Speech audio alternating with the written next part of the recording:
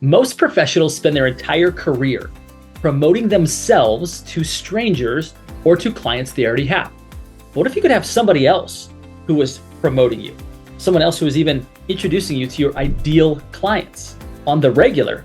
Today, I'm going to show you the smarter and more scalable way to grow a relationship-based business.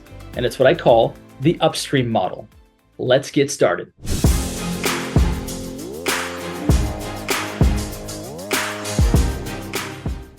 Now, we've all been taught that growing a business means more leads. Leads. I'm here to tell you that there is a difference between a lead and a referral.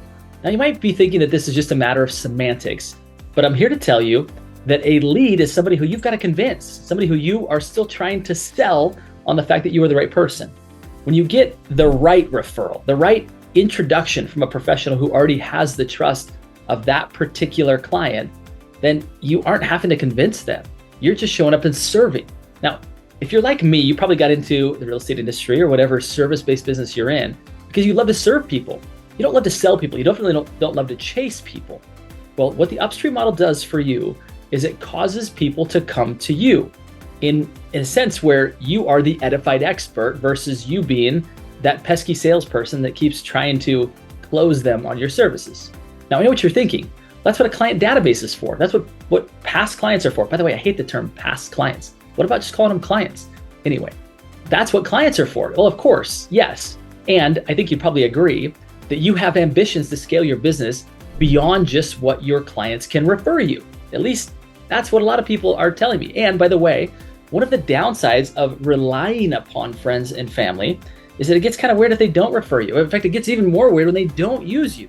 So wouldn't it be nice to, in addition to those people supporting you, wouldn't it be nice to have some partners who, again, all day, every day are talking with clients who you would probably say, yeah, those are also my ideal clients. They happen to be working with them just before they need your services.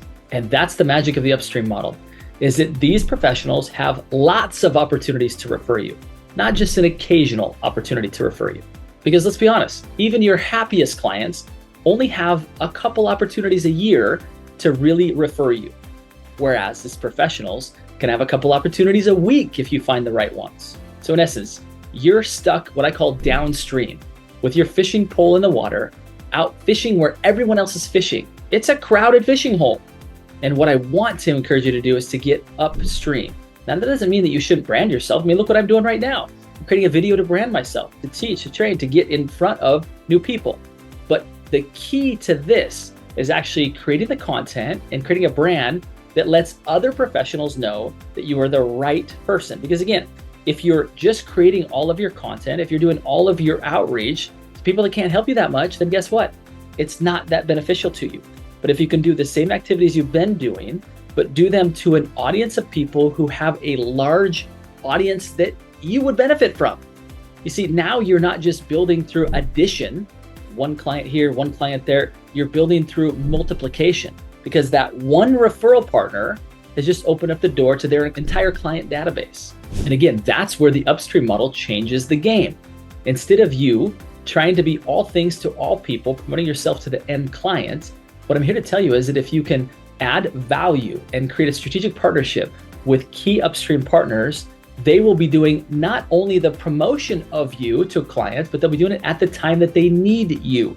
In other words, they're curating this audience, they're identifying when their clients are going to need you, and then they tee you up right at the very moment that they need you so that, again, you're not having to nurture forever and ever and ever this huge audience. That professional is essentially doing that for you. Now, here's the secret that most people miss. You see, many times what we've been taught when it comes to building a professional network is that we want people to know us, like us, and trust us enough so that they will refer us. In other words, it's out of friendship, it's out of kind of obligation of, I want to help you.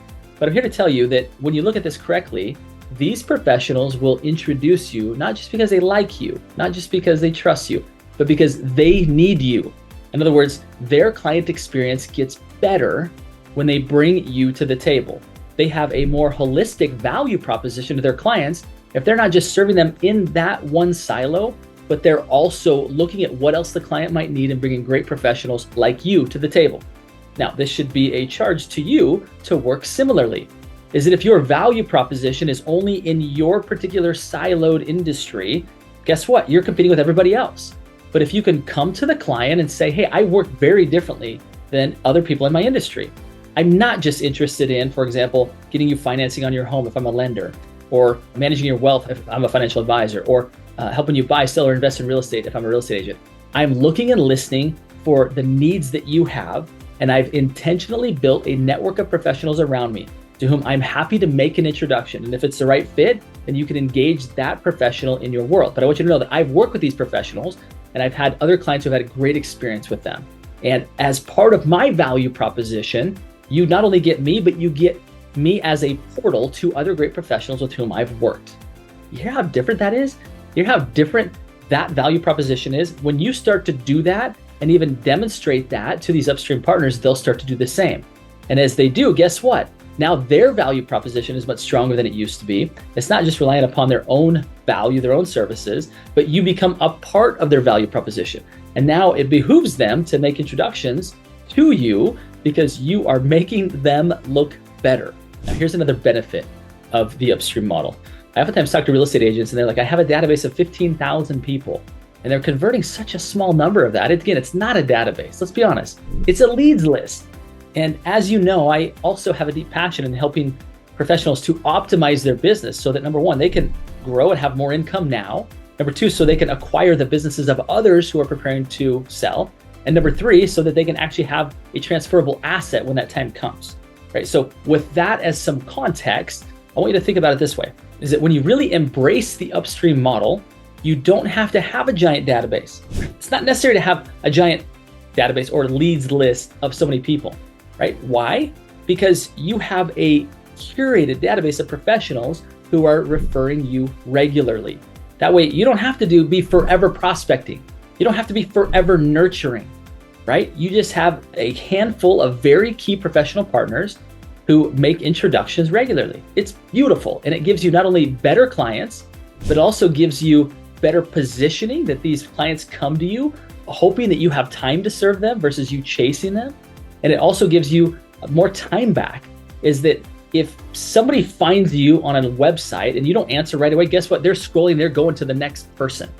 But if you get introduced by a professional, they'll probably wait until the next business day to hear back from you because they know that you are the person worth waiting for. So now let's talk about what to do next.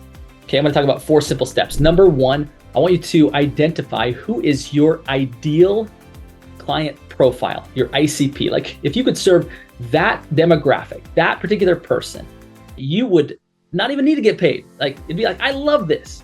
Okay, so find out who that person is. Now, of course you want to get paid, but you get the point. You actually have to love what you do in order to really be great at it. So first is to identify who that person. Then identify who are the other professionals who are serving that client at the same time, right? So for example, let's say it's a senior, it's somebody who is later in life and maybe they're selling their final home.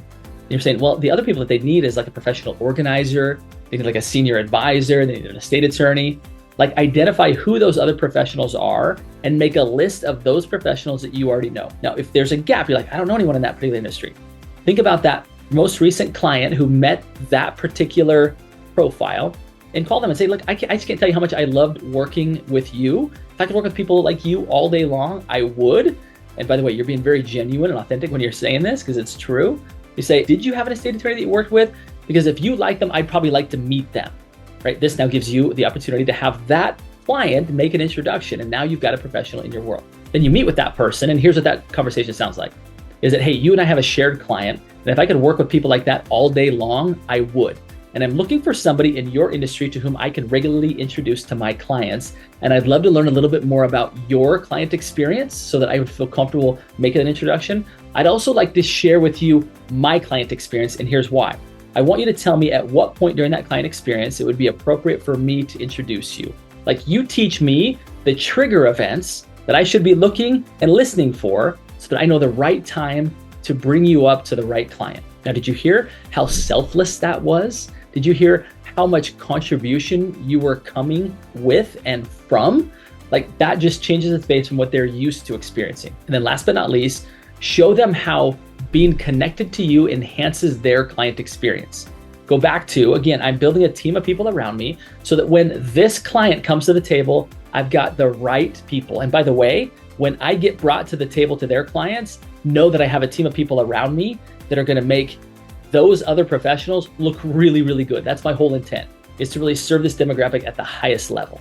Now, again, your value proposition just got super strong, not just to the end client that they're going to introduce you to, but it also got super strong to the professional who now is thinking, boy, I know a lot of professionals in that industry, but I don't know anybody like that. Now, if you want to dive deeper into how to build out a professional network, I call them Upstream partners, I would encourage you to, first and foremost, subscribe to this channel.